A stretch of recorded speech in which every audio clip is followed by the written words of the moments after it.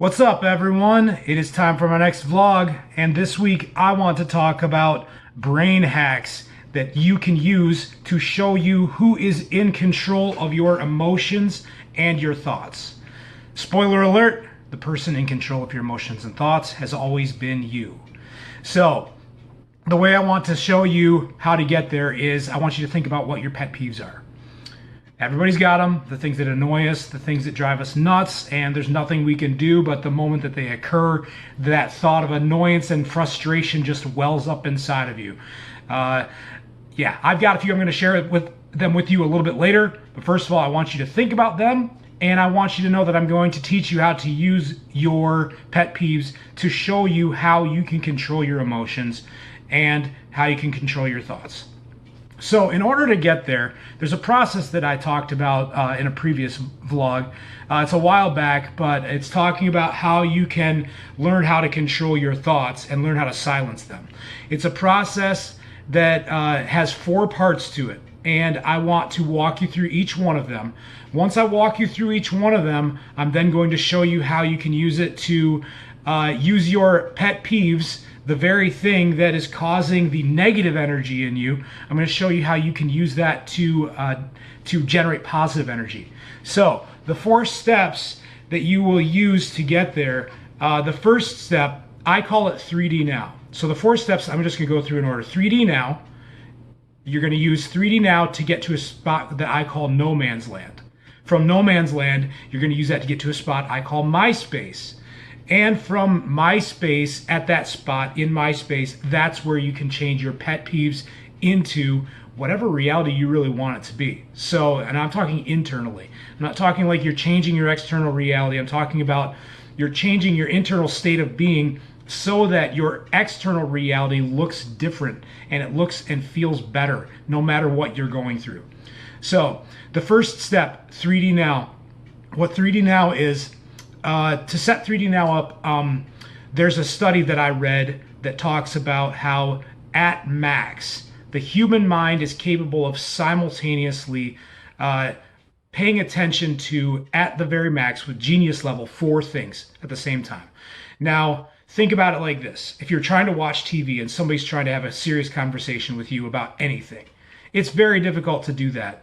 And as many of you guys know, if you're friends with me, you know that it's extremely difficult to do that with me. If the TV is on, same thing for my whole family. If the TV is on, me, my brother, my dad was this way, try to talk to us about anything, and we probably won't even hear you because the TV's on. So 4 things are the max that you can think about at any given time. I'm going to give you 3 things that are, I call them anchor points in now. So 3D Now has anchor points of things that root you into this moment. So have you ever been daydreaming and somebody's like, hello, hey, they're pulling you back into now, where, because you're daydreaming and maybe everything's actually blurry and your kind of eyes are glossed over and you realize you come to and you're actually, you've been daydreaming somewhere else. You haven't been here, now, present in this moment. Those are all terms that are taking you to the now, this space right here. So 3D Now, what it's doing is it's taking 3 senses. We have 5 senses that are all anchor points for this moment. You've got touch, taste, smell, sound, and sight. So I'm going to use 3 of them. The 3 that I always use and I think are the most effective are sight, sound, and touch. So first thing that you do, close your eyes, because closing your eyes will eliminate distractions and it's going to make sight very easy for you, because all that you're going to see is basically dark, and you'll probably see the hues on the backs of your eyelids from when you just had them open. It's okay. It doesn't matter what you're seeing. Keep those eyes closed and just focus on that for a second. The second thing, though, is sound. Use sound, so with your eyes are closed, now you're listening to whatever is taking place in the room or wherever you're sitting. It could be people walking by, it could be birds chirping. If you're inside, like me, it's the clock ticking. That's my now. That is right here. So you're getting out of the world in your head and you're focusing it on here. The third one is touch. So gradually step into it. Maybe focus on sight just for a little bit, and then add sound to it. So now you're still seeing the darkness on the backs of your eyelids, and you're also hearing things. And now you're adding touch. So whatever you're sitting in, the things that are happening in your body, all of the feel, those things, they become your now. And your only job in 3D now, to achieve 3D now, is to, the moment that thoughts arise, you have to go back to your senses. So the moment that your mind tries to take you somewhere else, no matter for what reason, this includes like emotions such as like fear, worry, anxiety, all of them. You have to just come back, focus on those three emotions. That's it. And if that's too much, just focus on one. Sound is the best. The reason why I say sound is the best is because think about a deer or a dog. When they're out and they hear a sound, they perk their ears up and they're doing nothing but listening. They want to hear everything that's going on. And think about it. Put yourself in the situation. If you're laying in bed and you hear a loud bang in the middle of the night, what are you going to do? You're going to jolt up in the middle of your bed? You're just listening. You're trying to see what it is. Now, think back on that. If you just did that in your head, can you simultaneously think any other thought other than what you're trying to concentrate on with your ears? You can't, because you're listening so intently. That is you using your focus, streamlining it or focusing it so intently on the thing that you want to pay attention to. So the reason why that's cool is because what it's doing is it's taking you into a space where you have control over your emotions and your thoughts. As soon as you get there, there's a space, I call it no man's land. No man's land is a space where, because you are so focused on the here and the now and just those senses, that you are no one, you are nowhere, you have no memory, you have no obligations, no guilt, regrets, or worries about the future, nothing. You are no one. You are in no man's land because you are so focused on the here and the now. You are simply the observer. So shed off anything that you're bringing with you, any baggage. Shed it off and just concentrate on those senses. The great thing about this is you are demonstrating for yourself that you are in control of your emotions and of your thoughts. It takes a while to get good at it, but when you get good at it, it is a groundbreaking, revolutionary thing for those of you who struggle with depression, anxiety, fear, worry, any of the negative things. Okay, so when you are in no man's land, you are no one, nowhere, no time, no how, nothing. You're just observing. You're crystal clear in that state of being here and present. Now you ask yourself, now that you're here, what do you want? The third thing, my space. What do you want my space to look like?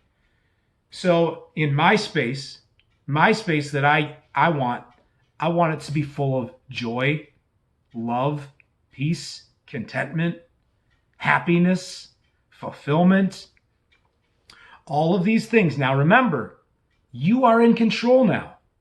So you are no one, nowhere. You have a blank slate in this exercise. So for the purpose of this exercise, now another great one, a perfect one to start off with is gratitude. Be grateful think about any one thing that you're grateful for, and then simultaneously try to be bitter or try to be angry while being simultaneously grateful. You can't do it. These are polar opposite emotions, and one cannot exist while you're doing the other one.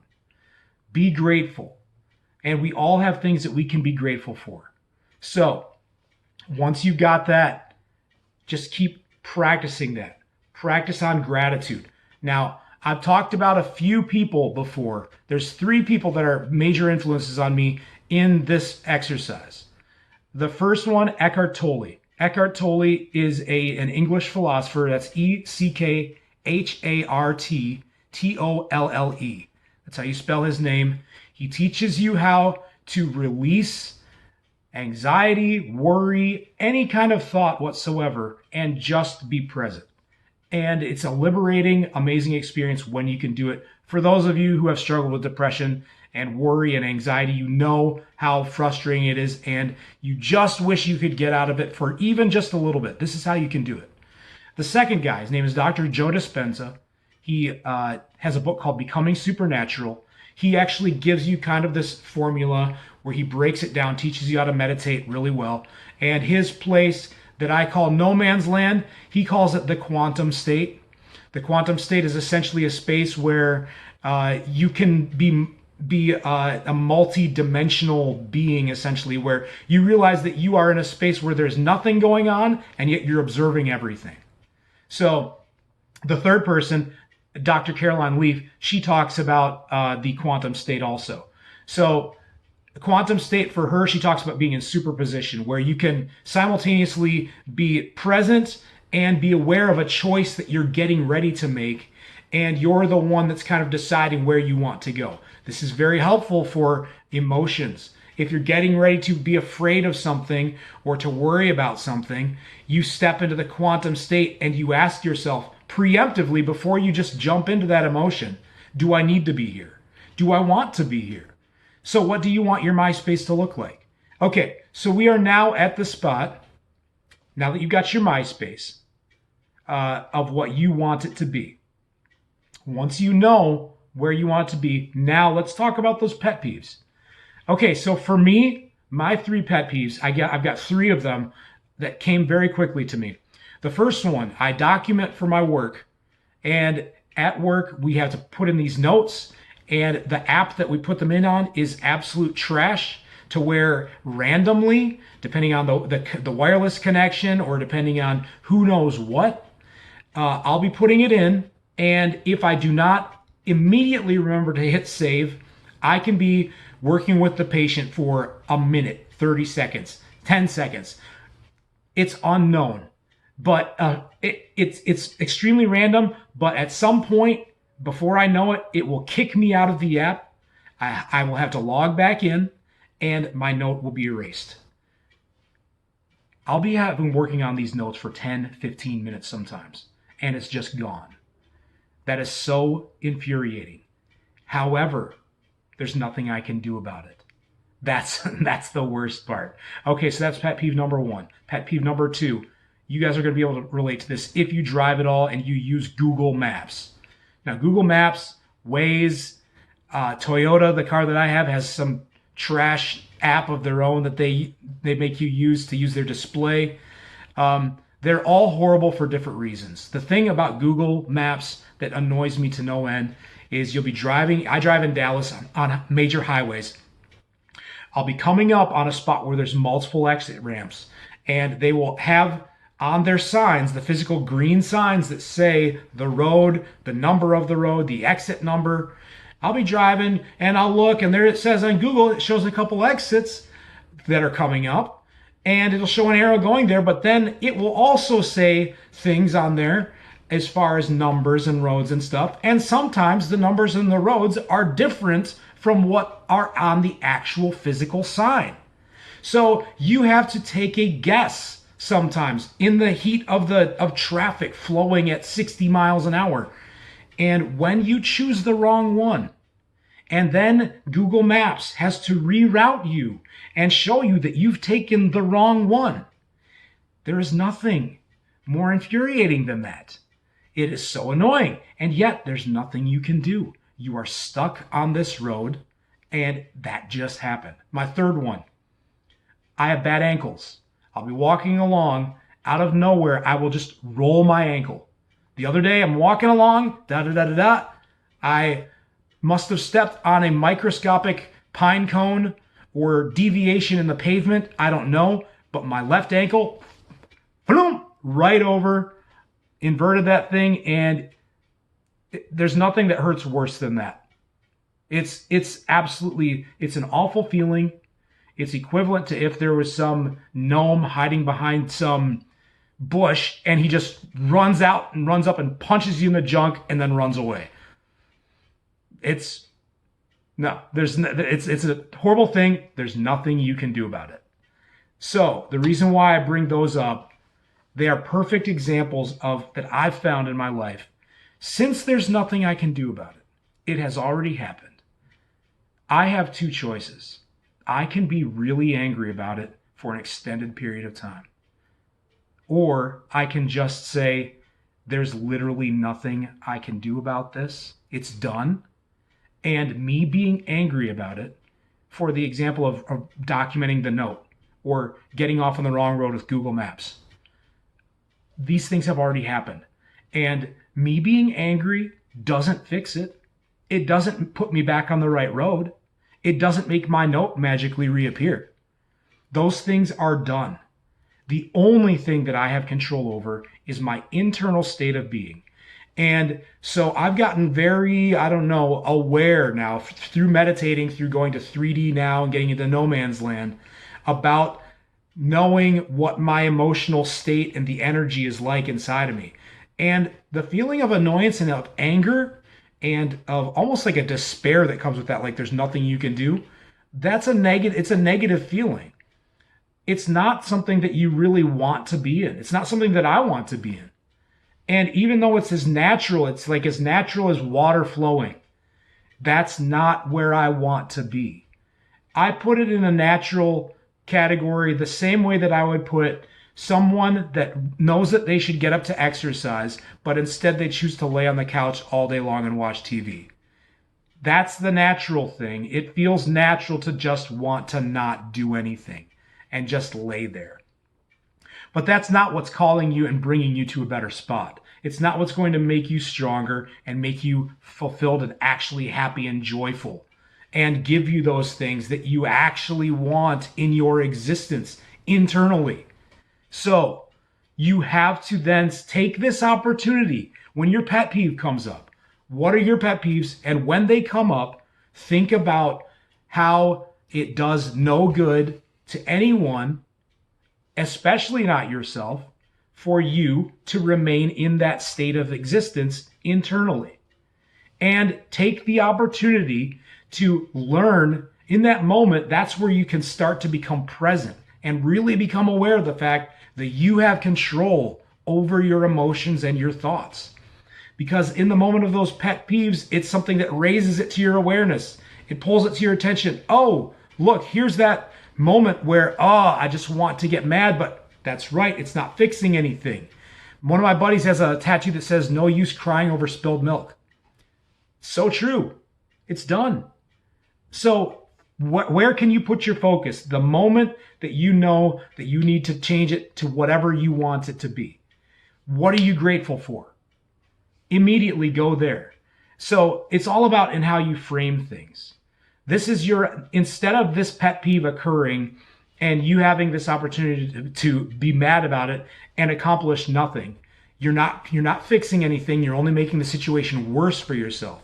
Instead of that, look at it as an opportunity for you to grow mentally and emotionally into a stronger and better and healthier individual.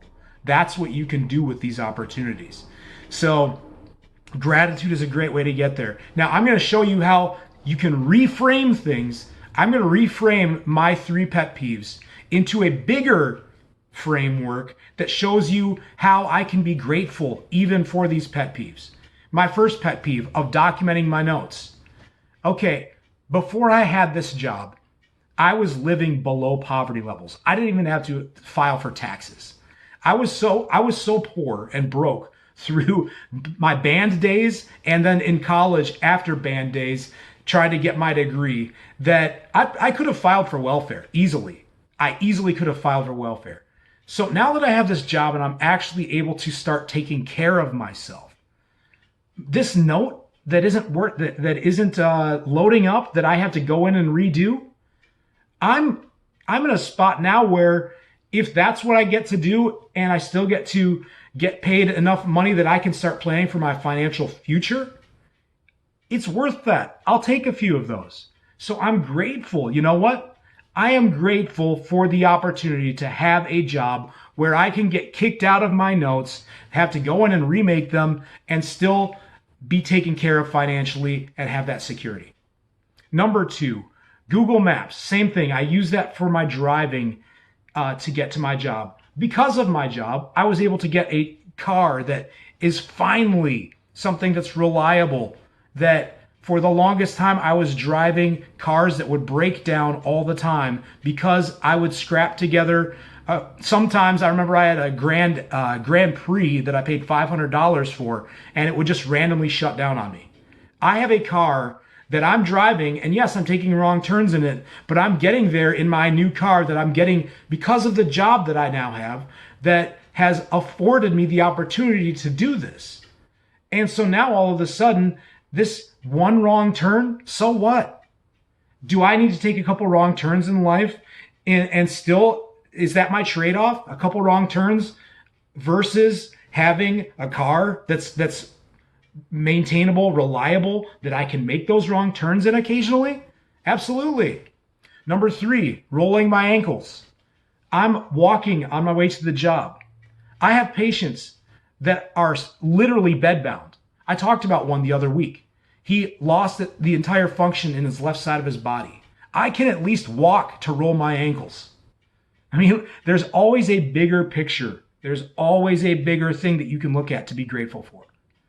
So, and don't use the mind trick that's probably going through your mind. Some of you might be thinking, oh yeah, well, you don't know my situation. Guess what that is? That's the mind.